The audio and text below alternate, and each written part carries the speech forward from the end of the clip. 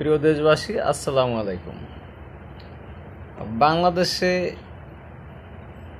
জামাত, BNP, Charmonai, হেফাজত ইসলাম তারা তো এত কয়েকদিন অনেক বড় বড় কথা বলছে যে শেখ হাসিনা ভারতে ইলিশ পাঠাচ্ছে, আর অন্তর্বর্তীকালীন সরকার পাঠাবে না। এখন যে বাংলাদেশে 4 বছরে শেখ হাসিনা 500 টন ইলিশ পাঠাইছে ভারতে, আর এখন হেফাজত, বিএনপি, জামাত, চরমোনাই এরা ভারতের পাশাটা শুরু করে দিয়েছে। একসাথে 3,500 টন ইলিশ বর্তমানে অন্তর্বর্তীকালীন সরকার ভারতে পাঠাচ্ছে। তারা মনে করতেছে যে ভারতকে খুশি করলে ক্ষমতায় থাকা যাবে, ভারতকে খুশি না করলে থাকা যাবে না। এখন মামুনুল হকের হুঙ্কার আর ছাগলের ডাকাটা কি সমান? চরমোনাই পীরের হুঙ্কার আর গাদার ডাকাটা কি সমান? বিএনপির হুঙ্কার আর মনে করেন ঘোড়ার ডাকাটা কি সমান? এছাড়া আর কি বোঝা যায় বলেন? এত হুঙ্কার ভারতে ইলিশ, কিন্তু কেন অন্তর্বর্তীকালীন সরকার 3,500 টন ইলিশ ভারতে পাঠাচ্ছে? ওই ঠেকাতে তো পারলেন না। এখন লাস্টে আপনারাও পাছাটা শুরু করে দিয়েছেন ভারতের, কারণ আপনারা জানেন যে ভারতের পানা চাটলে ইউনূস সরকার একদিনও ক্ষমতা থাকতে পারবে না। না থাকার কারণ আপনারা প্রতিটি স্থলপথে বাফের বর্ষ মনে কাজ একবার যান নাই।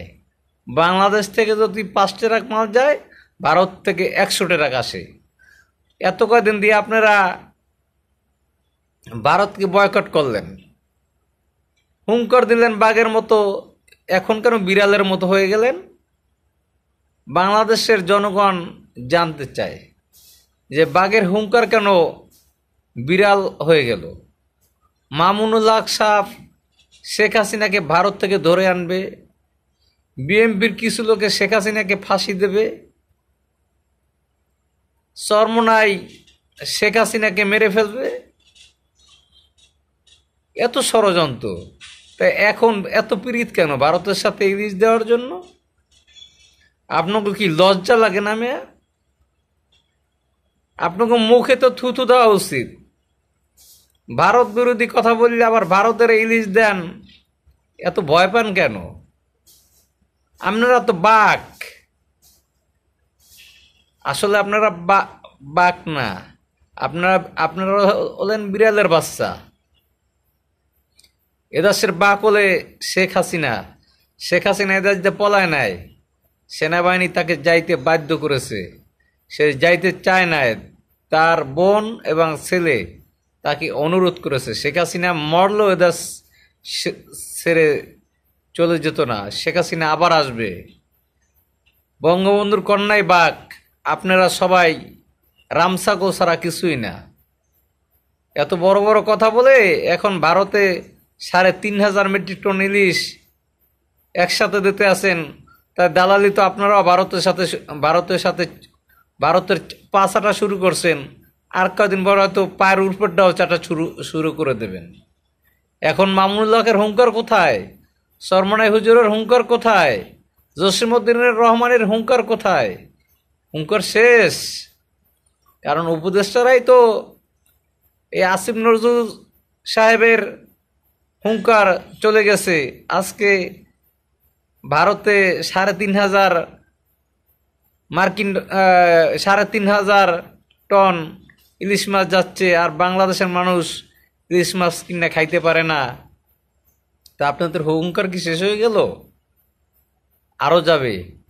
ভারত যদি আজকে পেঁয়াজ রপ্তানি বন্ধ করে, 400 টাকা পেঁয়াজ খাওয়া লাগবে। ভারত আজকে ডাল রপ্তানি বন্ধ করলে 500 টাকা কেজি ডাল কেনা লাগবে। ভারতে যদি আজকে চিনি রপ্তানি বন্ধ করে 300 টাকা কেজি চিনি কিনে খাইতে পারবেন না মেয়া।